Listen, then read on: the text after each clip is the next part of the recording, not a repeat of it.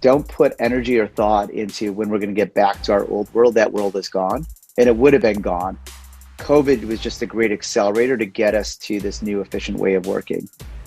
And God, it's so hard to say, but my sense is what the office will look like in the future past COVID, which I think that's probably summer of next year, is we're going to use the office in a more thoughtful way, which is a place that we come together for meaningful moments of collaboration and alignment and team building and energy. And then otherwise, it's a clubhouse, like a WeWork, that you can go use when you want to, as much or as little. And the thing that I think is interesting, I don't know if you've done this, I've filled my day now with that time I would have been commuting, showering, and I don't think I've got the time to take those 2 hours every morning to get ready for work and get to work versus like I hit the ground running now by 6 a.m.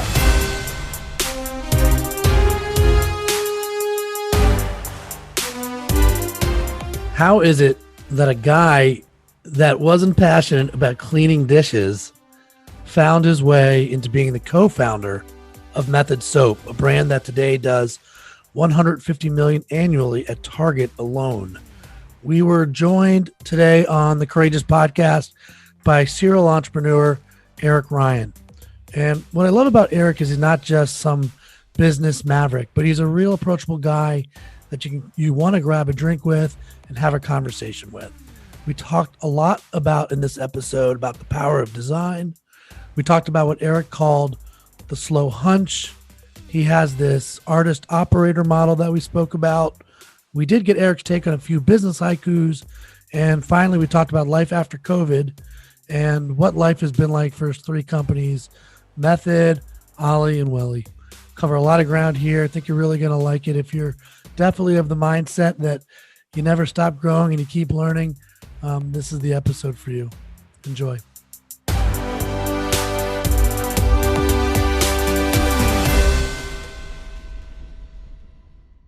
We are joined with Eric Ryan today. And Eric, I got to tell you, I don't know if I ever shared this with you because I was embarrassed, but you were one of the very first people that actually let me into their lives when I was writing my book. And you're like, yeah, come up and have lunch with me. Remember the good old days where you could actually have lunch with people and not wear a mask? And the air was clear and you didn't need a mask for either COVID or the smoke. Yeah. How are you holding up there? We're good. It's definitely keeping us indoors and productive. But, I think human beings were wired to run away from smoke, and to like live in it for weeks on end is a little unsettling, but we're all good. I mean, this period of time, do you see yourself in quarantine still, or are you like quarantined from COVID or quarantined from fires? I don't know. When it was like official quarantine in March, it felt like a holiday. It was a little magical. Like everything was canceled. Our busy lives got to come to something that felt more reasonable. We played a lot of board games, watched 80s movies with the kids, hanging out. And now it's this weird middle ground. We can't do a lot, but at the same time, we've kind of lost that magical feeling of slowing down. So I take a ton of pride as an ad guy and I wonder if your identity is wrapped up in this at all or not at all. If you're running from it or you're owning it, but like you came from the ad world. Like you started, I believe, in the ad world. But when I think about what you've done, I mean, for those of you who haven't done any homework on Eric, well, I'm not sure why you'd be listening today, but I would put you in the serial entrepreneur camp. You've got a co-founder of Method, co-founder of Olly, and now co-founder of Welly. I'm sure you're working on other things as well. But do you take any pride in being an ad guy, or are you running from that identity? No, very, very much. I think if you look at the blueprint of everything I do, it was born out of what I learned in advertising. And the two big things I took away, particularly as a planner, was learning that skill of how to understand and articulate a clear consumer insight, and then translate that to great creative execution. And that's really the heart of what I've been doing in my career. And you can see it in all of our brands. But on top of that, the importance of culture, because when you're in advertising, your only assets are your people. And some agencies do a great job of it and others don't. But the great ones really understand the power of your people, and therefore creating a culture they can thrive in. And hopefully you see that in all the companies I've started as well. What are some of the things that you've done with the brands you've started to ensure that you created a great culture from the start? You know, there's a lot of research out in the market about Netflix and how they started that company and put such a huge focus on culture. There's certain things that you took away when you were like, okay, I'm going to go create these brands.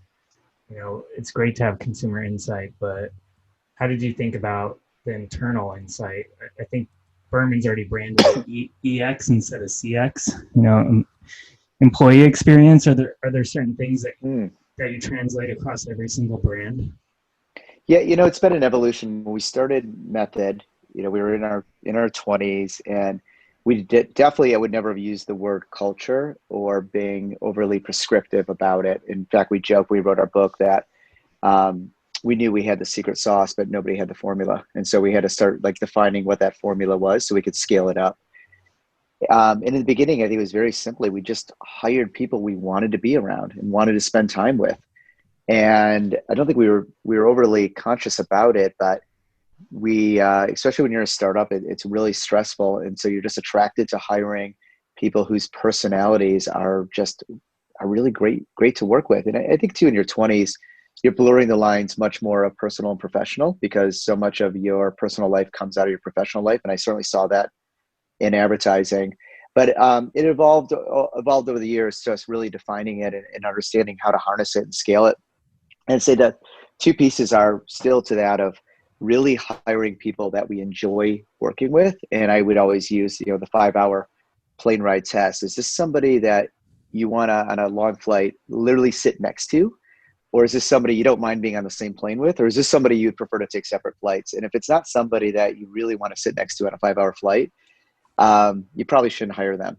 And so creating that likable culture is really key to that. And then we created a lot of ways, like the homework assignment kind of tactics to help define that. And I think the second piece I took away from advertising was the importance of environment and really designing an office environment that people wanted to be at. And, you think about the cost of salary and payroll tax, and, people are really, really expensive. So they're so valuable. Why don't you house them in an environment that shows respect to them and shows that you're creating a space they're going to enjoy being in every day? And, I always thought about too, just like when somebody walks in to interview, I want them to walk into that lobby and feel the energy of the people, but also see how the office is designed. Be like, this is like a place I want to be at every day, which I think we're missing more than ever right now, as working from home is starting to wean on to the months now. Like, we're all craving to be back in an office environment that we truly love. Being an entrepreneur, you're familiar with change, and we're going through a lot of that right now. I mean, how are you keeping everyone engaged, not having that environment? Are there things that you guys are doing? I mean, you're working across a lot of different brands and categories with a lot of people. How do you keep everyone involved? Yeah, it's not easy. I've got probably 3 different layers right now. So I work with Unilever on their global health and well-being team, as well as M&A. So I'm working with colleagues in Asia and Europe. And we no longer, we're going to go probably maybe a couple of years without seeing each other, where we would have seen each other at least every few months in London or Singapore or China. And then I've got the layer of Olly itself, which is about 80 employees. And then I've got Welly, which is I'm running, which is about 22 employees. Everybody's spread out. So for each one, it's different. The international piece has been actually a lot easier, and it's just a joy to get on Zoom and talking to everybody from their individual homes. And I think in a lot of ways, it's really personalized it, and not having to put in long haul flights and dealing with jet lag, I think has been, for the most part, beneficial to the team. And I think we realize we can work so much more efficiently this way. Although we will very much look forward to the day of being able to get together and spend time breathing the same air. For Olly, Jerry took over as CEO, and Kelly there, who runs what we call people environment, which is HR. They've done a great job at trying to continue to make us feel very unified. We are going to do an offsite tomorrow in Napa for the leadership team. We're like, screw it, we're getting together. We need to see each other. But for the broader company, we do our what we call family lunches. We've taken those online. We've been sending things to the team to help everybody feel unified, whether it's literally like sending these cool little custom plants to Yeti bags, and just a lot of little touches to help people feel unified. And then for Welly running it, what I do is I've just created a lot of touch bases. So our leadership team, we have our regular Zoom meetings. We do what I call the Welly Wednesday on every Wednesday for the whole company. And we've just found a lot of little ways to help us continue to feel unified as a team and embrace it the best we can. But no, God, definitely no secret sauce there, other than I think just constantly showing to people that you care, you're thinking of them, and making sure we're creating a really clear rhythm for the business. So there's still a lot of predictability in it. Because I think part of the challenge is like when particularly for junior people, when you're working from home, there's just no guardrails, right? It's hard to know, am I doing everything I need to do? Am I burning myself out by doing too much? So I've just tried to create as much structure in place so people can feel confident that they are succeeding, and also they don't take on too much and burn themselves out. It's super thoughtful. And what I like is it feels like you're straddling that line of creativity and business. So how are you bringing process into the table, but doing it in a way where it doesn't feel like a constrained process? Like, what did you call it? All Welly All Wednesday? Welly. We try to brand everything. So Yeah. I call it All Welly Wednesday with our All Wednesday Zoom. And we've started off, we've got one person always starts off with a guessing game where they pick a team member and we play the guessing game of who this is. So it's constantly reinforcing who everybody is, particularly we're hiring people we've never met over Zoom. And then I always finish, we use our OKRs to put clear business structure so everybody understands alignment. And then I always finish it with shout outs of awesomeness where everybody, does a shout out of somebody who did something really awesome that week. I'm writing down all the names, throwing them in a hat, and then I pull it out at the end and I give them a choice of a $200 Amazon card, or I always come up with something lame that they can choose between, like a Spencer's gift card or a bowling gift card, something totally impractical. And even like yesterday, I just grabbed, a colleague in Singapore sent me this beautiful handwritten note. And so people are just doing little ways to make sure we all feel special and engaged. And I think it's thoughtfulness is really the heart of it. Yeah. Do you feel that do you try not to recycle ideas between companies? You just rebrand them, or do you have certain things that are playing across all three? Oh, if it works, we keep doing it. They're like, yeah, I think it's a balance of like, if it works, like we use OKRs as the way we run everybody around alignment of goals each year and operating plans. That works really well. So anything that works, I keep doing, but I always challenge a team to keep figuring out how to make it better. So we're always evolving and making it stronger. And then I definitely do, it's called a family lunch at Olly. It's called a Welly Wednesday at Welly. So I do try to brand it to that particular culture. All right, so every once in a while we try to throw business haikus into the mix and get the response of a guest. So I've got 3 of them, but let's go one by one on them and see your take. These have been custom written for you, so hopefully, and call us out if you don't like something or it doesn't fit for you. So the first one is working from works out, working from home's here to stay. Get that or get past. Wait, so I understand the question right. It is, what's my perspective on working from home? Say it one more Working from time. works out. Yeah, working from home's here to stay. Get that or get past. It is my perspective is it's going to be a blend of that will evolve out of this. And what I've been pushing our teams on is don't put energy or thought into when we're going to get back to our old world. That world is gone, and it would have been gone. COVID was just a great accelerator to get us to this new efficient way of working. And God, it's so hard to say, but my sense is what the office will look like in the future past COVID, which I think that's probably summer of next year, is we're going to use the office in a more thoughtful way, which is a place that we come together for meaningful moments of collaboration and alignment and team building and energy. And then otherwise it's a clubhouse, like a WeWork that you can go use when you want to, as much or as little. And the thing that I think is interesting, I don't know if you've done this, I've filled my day now with that time I would have been commuting, showering, and I don't think I've got the time to take those 2 hours every morning to get ready for work and get to work versus like I hit the ground running now by 6 a.m. Yeah, So I think I've it's a enjoyed blend. that. I've personally enjoyed having those extra hours, and you can show up to work in shorts. Like, sweat still. Yeah, I mean, I like the idea of just having kind of more balance, and the clubhouse idea I think is really interesting.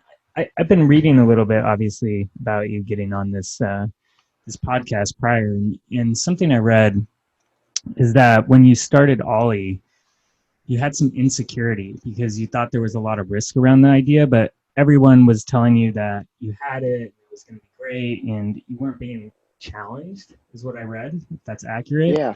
And I'm just wondering, like, where did the insecurity come from? I mean, I think that can be really useful, having that fear. And obviously, this is a podcast about courage, and fear is this innate thing that's built into humans because it keeps us safe, right? But where was that coming from, and what did you do to use that to kind of harness the growth of Ollie? It's a great question. I think it might be a little bit of a superpower is my insecurity and how to embrace that insecurity. And you hear this time and time again of anybody who's really at the top of their game. What drives them is that posture syndrome and that insecurity underneath. And I love when you hear somebody who you just think the world of, whether they're an actress or an athlete, and underneath they're like, I can't believe I'm getting away with this, and I'm worried when I'm going to be found out. And I do think that that insecurity drives you to be better and better and not rest on your laurels. I was a terrible student as a kid, so I always had to work. I had to work really hard to get those C's, um, and that work drive is what really helps me today. That having that solid work ethic, and I enjoy work, but I'm always a little insecure about what I'm doing, and I'm working on a new product line right now with Welly, and I'm like, and I'm hearing the same thing of people like, I just on a call before, somebody, an outsider was like, yeah, you're gonna nail this, could be great. And I was like, I don't know, like no one's ever done this before. What we're trying to do, that's innovation, and it's finding that balance on the outside at the right times. You have to look really secure to put that security in, not for you, but into your teams. So they feel a sense of security of like, hey, we're going to be successful. We're going to drive this. When you're pitching to retailers, to new employees, to investors, you have to put on this real strong sense of security and belief and confidence so they believe in you. But underneath, I think that insecurity is what drives you to overturn every little rock and make sure you're doing everything you can so that it is successful.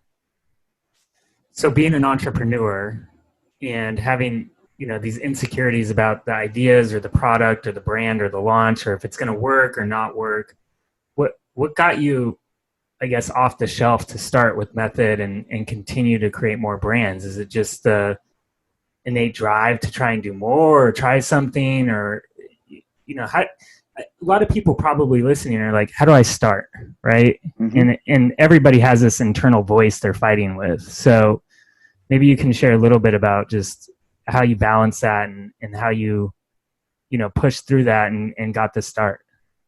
So what I do is I create little, what I would call confidence building moments. So, and I always try to coach entrepreneurs on the same thing of like, don't try to do too much too quickly, because it does become overwhelming on your insecurity. So the example of Method, where I was arguably the most insecure, what Adam and I did is in the beginning, it wasn't about creating a business. It was about figuring out, do we just have a good idea? I was like, that's all we have to do. We got to figure out if it's a good idea. So we just broke into little steps. Step one was I created what I called the concept book. And it was pretty detailed out of the idea of Method. And I gave it to the 20 smartest people I knew from a broad set of industries. And I asked them to go shoot holes in it. I didn't say, come back and tell me if you like it. Because, and I do this to entrepreneurs too, I never want to accidentally crush somebody else's dreams. So people tend to be too kind on ideas. So what I do is I put them in a position where they're empowered, that they have to tell me, why is this going to fail? Shoot holes in it. And when that came back and nobody could really put a meaningful hole in the concept idea other than why has nobody done this before? Because it seems spot on. That was a little confident boost to go to the next stage, which was create the product. So then what we did is we prototyped the product. We gave it to friends and family, and we asked them to try it and let us know what they thought.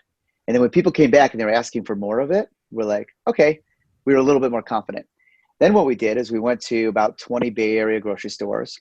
We sold it into the managers, got it on shelf, saw it started selling, and that was another boost of confidence.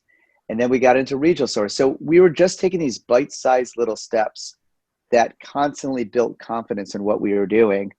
So we were never really taking on too much at any given time. And I did the same thing with each of these brands. So that's probably the secret I do to creating little confidence and never really, I'm never stepping off a cliff, just little steps at a time. I saw you on MSNBC with Andrew Ross Sorkin, and you said something like, don't start with ideas, start with categories. Can you elaborate a little bit about what that means? Yeah, and I think it goes back to I don't take on a lot of risk. So it's riskier to create something entirely new because there's the consumer adoption curve you got to move up. And you're changing behavior. So if you really try to change behavior in a consumer, it's very expensive because it takes more time and you have to drive, education on how to do it. Where if you take something that already exists, but you put a new spin on it, it's a lot less risky. So creating a new hamburger, everybody understands what a hamburger is. That's a lot less risky. Creating an entire new, Uber as an example, and ride sharing, like that's a lot riskier. So I just go for these more low risk bets. Great. We have the risk averse Eric Ryan on the Courageous Podcast, Thompson. Of all people. Now, I do want to throw another business haiku. That's the whole idea. And on the outside, it looks incredibly courageous, but on the inside, I try to de-risk it the whole way along. So it never feels as courageous. Berman, maybe just talk for a second. I mean, because you've done a lot of research and talked to a tremendous amount of people on courage. But like, you're not advocating that people just take risk without having knowledge, right? Yeah, no. Look, Eric's his quote is on my book, so I think he's aware of what's in the book. But look, I do think if you're risk averse, unbeknownst to you, you're courage averse. But the problem was we have the wrong idea what courage is. So being courageous is not in our definition. It's not a careless move. It's a calculated one, right? There's no courage without knowledge. And so to soapbox for the listeners, like to us, it's very simple. It's knowledge plus faith plus action equals courage. And 2 of 3 in any direction is not courageous. So knowledge and faith without action is paralysis.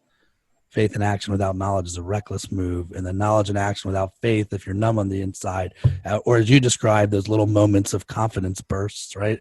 If you're knowledge and action without faith, if you're numb on the inside, you're working on status quo, and it's probably not going to do anything when you're not there to defend it. So to us, every move we make always has a knowledge gathering phase, a faith building phase, and an action taking phase.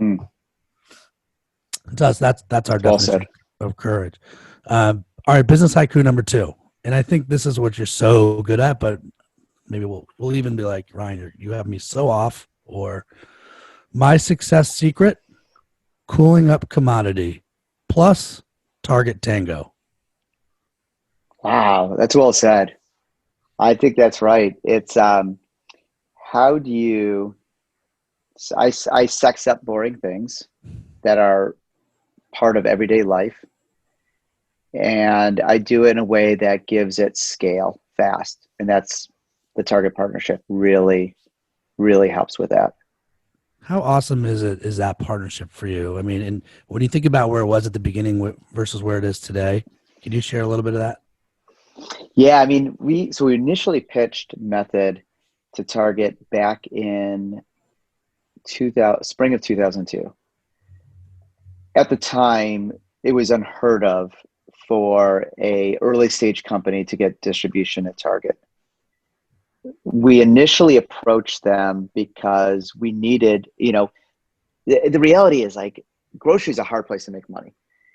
And we were going up against competitors with a 100-year head start who built their own plants and had huge efficiencies of scale. And so we were losing money on every bottle of Method, for those first couple of years because we didn't have scale. So we needed a national retailer that would give us scale to be able to make the business profitable. And we raised our Series A, and of course we shot off our mouth to investors of like, we'll get Target. They're going to love us. They're about design. We're about design. Our core consumer is their core consumer. And the initial meeting, the buyer did not like the name. He didn't like the size of the bottles. He didn't like the color of them. And he eventually looks at us. He's like, guys, I hate to say it, but it's a snowball's chance in hell. And so we were like dumb and dumber. Like, so you're saying there's a chance? And, we like with entrepreneurs, the road forward typically looks less scary than the road back. And when you raise professional capital, like we had to find a way to make it work. So what we did is we were working with Karen Rashid, who, is one of the top industrial designers. We knew Target had an interest in working with them. We just hired him to do the dish soap, which was a miracle in itself that he was agreeing to work with us. And so we then asked Karen to create an entire Futurescape line. We used Karen as a carrot to get the meeting with marketing, which is rule number one, never go over to the buyer's head, but we were desperate. Marketing then invited the buyers who were pretty pissed off that they were being dragged into a meeting that we used marketing to get them in. And we laid out our vision. And luckily at the end of the meeting, marketing was like, this is, spot on. This is, for trend. We got to make this work. So the buyers were kind of being pressured to do it. They gave us a 90-store test. They gave us a number that there was no way we could ever hit. It was like what Tide would do on sale and end cap. We missed it miserably by the numbers. I thought we were done and out of business. And, any success story has some element of luck into it. A new buyer came on the desk. She looked at how incremental we were, how profitable we were because of our dollar ring, and she gave us national distribution. Today, God Method will do about $150 million at Target, and it's been an amazing opportunity, but it was a rough start. But what I think we really did is we paved the way for all of these other early stage brands and for Target to recognize the power of bringing in early brands to drive differentiation in their store environment, and that Target has the power to curate things in a way that gives confidence back to the guest. And today it's just been a tremendous, wonderful relationship. And the other power of creative of Target that we saw in that moment is their creative. Todd Waterbury, we've got a great relationship with, who's the creative director there, and we have a wonderful relationship with marketing. So we work both equally with the merchants as well as marketing. And other retailers don't have creative leadership at that level, nor marketing strengths often that allow us to do what we can do with Target. I'm curious about design. If you look at the definition of design, it's just to conceive or plan out in the mind, to have a purpose, to devise for a specific function or end. But I feel like a lot of brands don't value design. And what you've done is you've created something that looks great, feels great, from end to end, from product, the way it looks, how it differentiates against the rest of the market. How did you value that? How did you put emphasis on that? Why is it important? I think one is just a personal, like, again, you tend to fuse your own personality into brands, and I love design. And so when we were working on Method originally, part of it was like the challenge of like, God, how do I get myself excited about this category? Like I don't enjoy cleaning. Most people don't. My nickname was Marvin from my 6 roommates I was living with at the time, because I rarely did my dishes. And I had to find a personal way in to get excited. And I loved home decor though, and I love design. So initially my way in was like, wow, these are not objects about cleaning. These are objects that are part of the personal expression of design of your home. I mean, you look at a dish soap more than you use it. So why shouldn't it be beautiful sitting on your countertop? And then for me, it really helped me unlock the power of design in consumer products, where it creates again, going back to that, you got to move up a consumer adoption curve to be successful. And you got to move up it fast, particularly when you're selling household goods, because all sales are instantly understood by all competitors, tracked by IRI, right? So competition knows immediately how well you're doing, and then they start pitching to the buyer to delist you as quickly as they can. So you got to move up quickly. And look, design is, right? It's seeing is believing. A picture is 1,000 words. And design allows you to instantly make a connection with a consumer, to immediately break through and bring that emotional connection. And so I quickly understood the power of design. But then it took me a while to figure out, well, if you're going to do great design, products are just a souvenir of the culture. The culture has got to be creative and design led as well, which goes back to office design. So the moment you walk into, a Welly, an Olly, or a Method, you need to see that design as a priority here. And everything we do is an expression of design and creative. Even the plant that we built for Method in Chicago, we thought about that as a product. We named it the Soapbox. We wanted to have an identity and be part of the iconography of the brand. And it's a beautifully designed plant with natural light, the world's largest green top greenhouse on the roof. And even the wind turbine, like the way we wanted to paint it, all of it had to be an expression of the brand, an expression of design. So I don't think you can create great design without creating a great design-led company. I'm curious, how much time, like if you're going to look at the pie chart, right, and the percentage of time, like how much do you spend on that and the brand and positioning and messaging and the actual creative versus the business, the analytics, kind of just the financials, the economics? Because I feel like a lot of people maybe have those ratios wrong, and I'm just curious, like how you approach that. So the way I think about it is creating a culture of what I would call artists and operators. And if you want to be one of those few companies in the world that truly can innovate, be creative, have amazing design, but also run a really predictable business, you have to have that balanced down really, really well. So I probably would spend 50-50 in the way that I think about it. And over the years, I really learned to value the importance of a well-led, strong, operationally executing company, because if you do that well, it frees up so much more time for great design and great creative.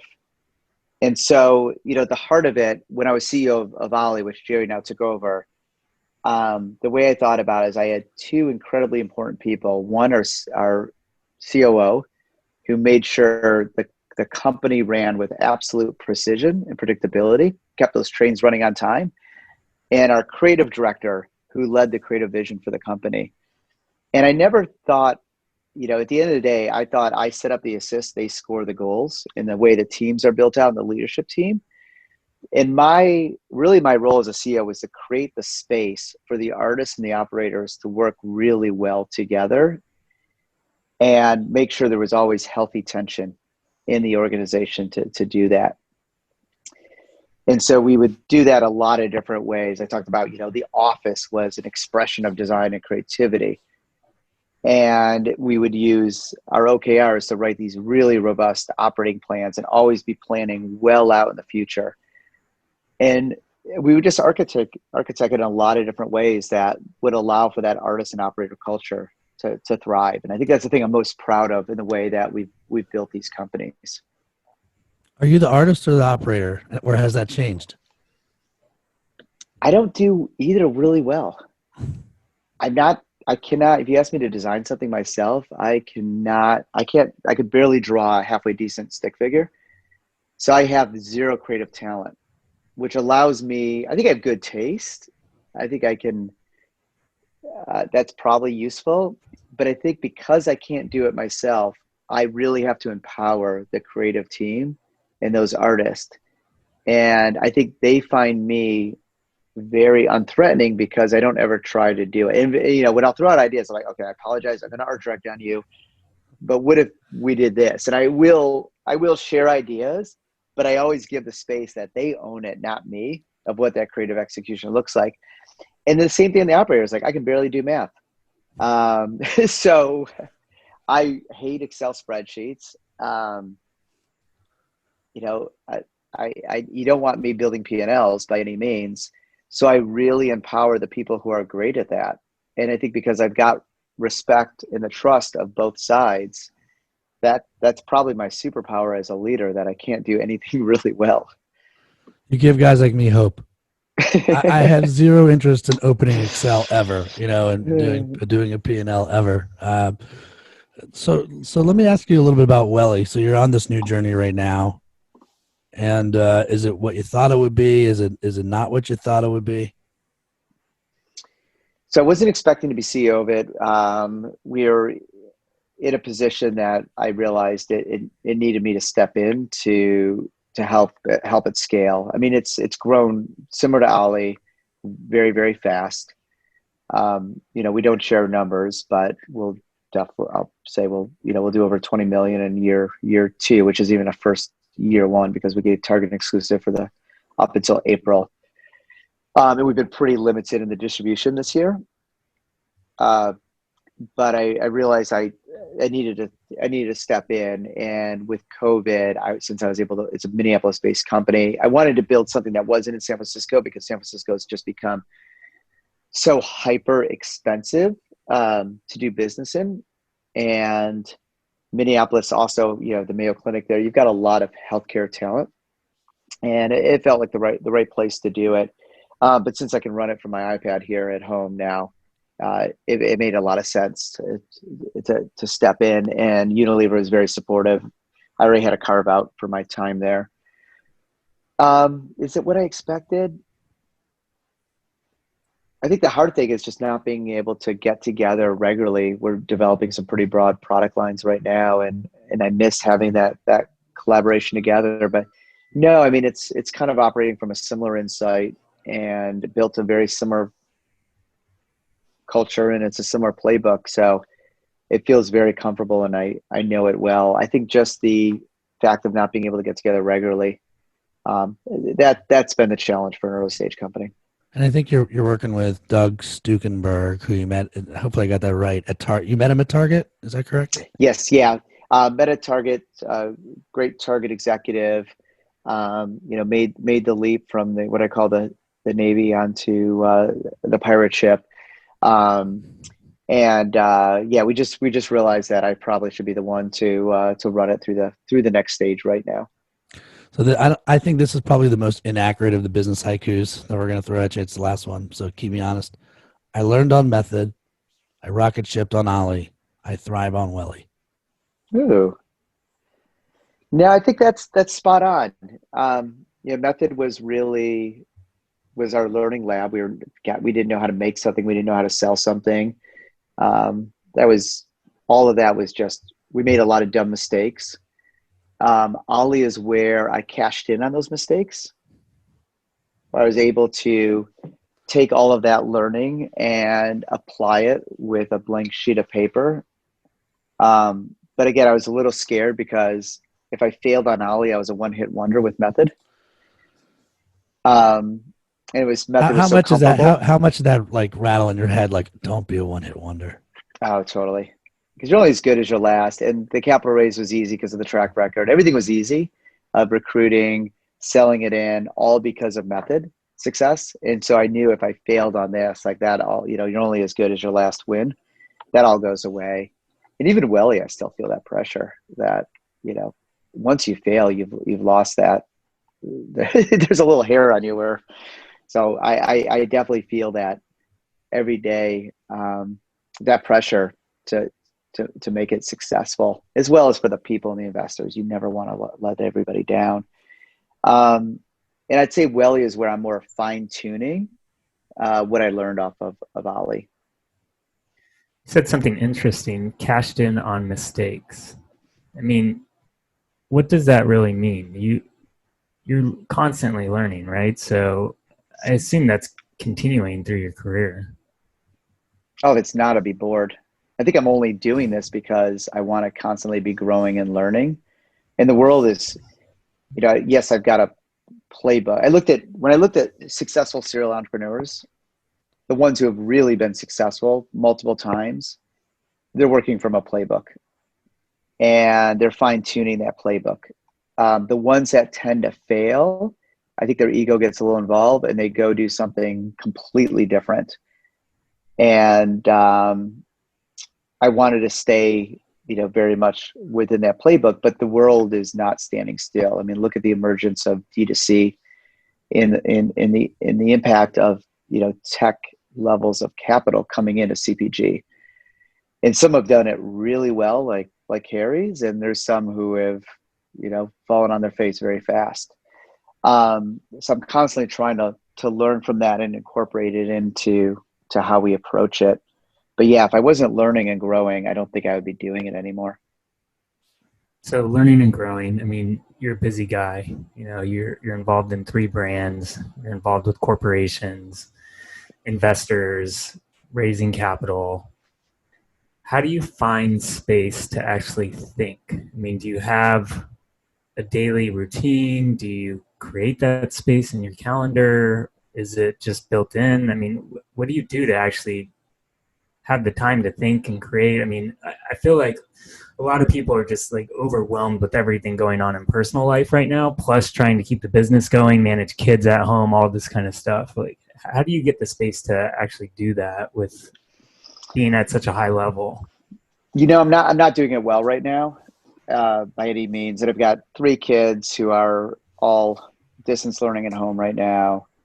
And we found a really great rhythm in the house between, my wife and I are both, she's an investment banker. So we used to have crazy schedules of flying different places, and COVID has given us the luxury of all being home together. And our house has gotten to this great rhythm of the kids doing their Zoom school and we're coming together, but it is very it's a manic pace that's not creating a lot of time. And then I thrive. The way I would do that time to think was definitely much more through a team sport of setting up collaboration sessions at work and bringing together all the cross-functional teams. And I'm a very kinetic learner. Like, I need to be using my hands to be thinking. And so I don't have those whiteboard sessions right now with the teams. I've started in the back of me, I've started creating my own whiteboards. It's trying to recreate that environment at home a little and then Zooming with people.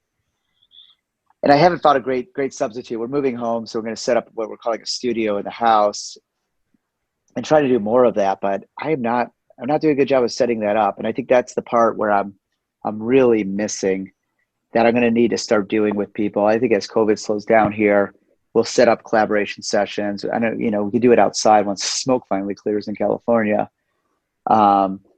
But so much of what I do, going back to that point of I set up the assists, I don't score the goals, is I try to create the big insight and the inspiration of what we're trying to solve, and then bring together the cross-functional teams of creative, of product, of brand management, which is more the analytical piece of it. And we go through a series of collaboration sessions where we have these war rooms, and that's how we do it. And I haven't found a great way to do that sitting here by myself in my home over Zoom yet. Do you think that just you only have so many hours in the day and the train doesn't stop, so you're doing the best you can in those spaces? Or do you think, because the question I was going to ask you was, what part of this experience, because you already said we're not going back to whatever it was before, but we are going somewhere. So what part of the way the last 9 months have gone will stay with you or your companies? I think we will not go to the office every day. I mean, we were already, we had, we started Olly, we created work from home Fridays from day one. And my theory was well, I don't want to go to work on a Friday. I want to use that day to be home and just grind through so I can enjoy my weekends. And well, if I'm going to stay home, it's not fair that everybody else is at the office, because then I'll feel the pressure to be there too. And I told the company, as long as we're hitting our numbers, we all work from home. And so we got practice at that, the 4-day in the office work week. So what I see is we'll tell people you can be in the office Monday through Thursdays again. Because you get a lot of young people, they're in tiny apartments, like, and they really need that social interaction. So I could see people who are going to choose to be in the office all the time. But what I would do is I'll go back to, like, when we're working on any big project, we create a war room for that project. And we're slowly bringing that to life because I believe in the slow hunch. Like you're constantly working, there's no light bulb moment. You're constantly working until it comes together in a way that you feel the world's ready to see it. And even then, once you launch in the world, then you start optimizing it. So what I want to do is get back to having those war rooms again. And I could see where we come together once, twice a week on these different projects. We meet in person, and that time is just going to be more valuable. But I need that. I need everybody in a room. I need all the Legos in the room again, and to be able to just play with everybody. Can I go back to something you said earlier? And I think this is the writer in me responding to your love of design. So it's part question, part curious to get your take. Because I think, well, first of all, I think pretty words, thoughtful words is design. I think. Yeah, I would agree. Okay. So do you see it as part of the design story? I do. And I think the writing is a really important piece of it. Again, I'm a product. The core thesis of how we run businesses, everything starts with culture. Products are a souvenir of the culture. You get the product, you get the culture right, you get the product right. Sales, marketing, operations, finance, all of that just gets a lot easier. And so I love that, by the way. It's so good. Again, we're sitting here with my Welly tins. Like I'm a product guy at heart, and I enjoy creating physical product. And part of that physical product is the way that product speaks to you, which is the copy. And so hopefully if you've ever read anything we've ever created, it's very thoughtful in how it speaks to you. And even the naming of the product and how we put words together to help you instantly get it, understand it, and connect with it. I completely agree. And you see in our names, Method, Olly, Welly, like those names on its own, we put a lot of thought into how that will connect to you and how that word will look on a package.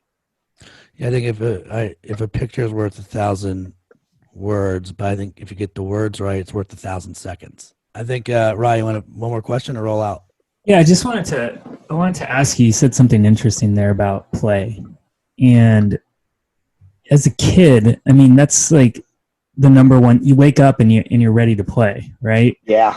And I just think that's so important to like allow for space in your head to relax, to like come up with great ideas, to solve problems. And like getting all the Legos in a room, getting everyone together to play was just a really interesting concept to hear from you. And I think it's becoming more prevalent. People are actually understanding what that means and looking at it and studying it. But, beyond this, the war rooms that you create, which is like a great adage from the ad industry, right? Like something that you do and you get the groups together. And the environments that you're building, is there anything else that you do that you bring into the room to just create that environment, with the people?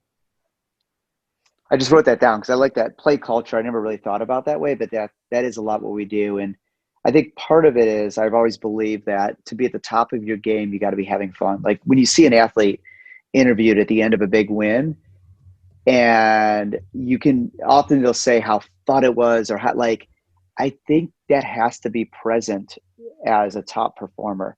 So I try to bring fun into our work so people are enjoying themselves. And if they're having fun, they're going to be looser, they're going to be braver, they're going to have more courage, and they're going to do better work. And they're going to have better energy, right? And so I think at the heart of it is this sense of play. And I remember my kids, anytime they would come into any of our offices, like it looked more like their school than an office. There was a sense of play evoked everywhere. And, in a lot of ways, like building brands, I think of it as theater and putting on a play. And you want to be doing that, of putting all the parts together that allow you to orchestrate a brand as a theatrical experience. And we live in a world today where, like, the heart of all of our products we see is like, we're not trying to win on an attribute or a benefit. We're trying to win on a better experience. And so, yeah, when we come together to build these things, there is a sense of play. And I think nothing gives me, God, more enjoyment of, like, when we're in those moments and it's almost going back to my childhood of the A team, right? And you've got a group of people who all have a very unique skill set, who are working together and building on each other's skill set. And what I see is, like, all those people in the room are better at what they do than me at anything. So my role in the room is just to create the space for all of them to do their best work, to create this thing that ultimately really comes out of playing together. Are you B.A. Baracus in that metaphor, or are you Murdoch? Who are you in the A team? Which God, guy? I gotta go back and watch it. You're right. I'm the We just lost every single Gen Z and millennial. They're like, what? What are you oh, I talking know. about? Like, well, that was always, like, one of our values at Method was, what would MacGyver do? And that was So good. that was our value for resourcefulness. And after a while, I was like, okay, we gotta go buy the VH tapes and give it to the millennials to go back and watch. But the A team was like the ultimate. They fought together, and that's all right, because they all had their different skill sets, and that's what made it so rewarding. And that's what I try to bring to life in these companies, these cultures. So one last question here, and I come from the ad world too, and I remember clients always being like, "I ran this past my kids." How much of what you do you run past your kids? Do you get them All of it. involved? Oh God, especially now from home, because everything has to be sent here. It's even more fun. But no, I'm very lucky that what I do is very tangible for my children. And so it's easy to understand. And the best part is, like, when I told, particularly my daughter, who's the oldest, when I told her I was going to go start in our company and I said vitamins, I remember her immediate reaction is like, vitamins? Who's going to want that? I can't take those to my teachers. They're not going to want vitamins. And then, of course, when we gummies, like, everybody, she loves them. And then I remember telling her bandages and first aid. She's like, what? She's like, nobody's going to want that. So no, I constantly share it with them, and I love their feedback. And it's a lot of ways just to inspire them. Because I was very inspired by what my family did. They made auto parts, which are not that sexy for individual parts. A car itself and their assembly is sexy, but no, I do it to inspire them. But I love their feedback on it. And they do have, like, these great, cute little ideas all the time. Eric, man, thanks so much for giving us an hour this morning. Always great to just jam and nice little session on brand and design, and keep doing what you're doing. And hopefully, can't wait to see what the fourth. Do you have the fourth company on lockdown? Is the next name? I do. I think I've got the fourth and the fifth. Wow. I noodle these things for years. I mean, none of these I come up with right away. Method and Olly, I thought about both of these things for 3 or 4 years before I actually did it. So like I say, I'm a big believer in the slow hunch. And you constantly build into it, have and that you eventually website, be like, all right, do you have ready that to URL? do it. No, I think I got it from somebody else talking about the power of the slow hunch. So I can't own that by any means, but I definitely, it resonated with me when I heard it. All right, I guess I have to ask one more. I mean, 10, 15 years from now, 20 years from now, like, when you look back at all this, how many companies have you been a part of? And then what are you doing? Are you on an island? Are you working? I'm moving to, I think I always have to be working, right? Otherwise you die sooner. If you're not growing, you're dying. I'm going to move to a model I'm calling the bait shop, which the idea is I bring together the capital and the talent and the idea, but I don't fully execute it myself. So I want to empower other people to be the entrepreneur.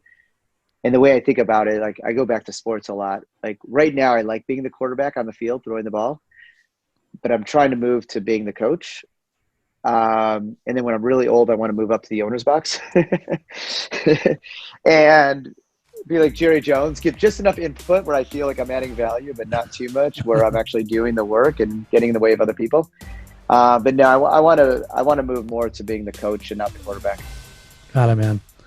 Thanks so much for giving us an hour of your time, bud. Keep doing what you're doing. Yeah, my pleasure. Great way to start a Monday morning off. I needed this little therapy.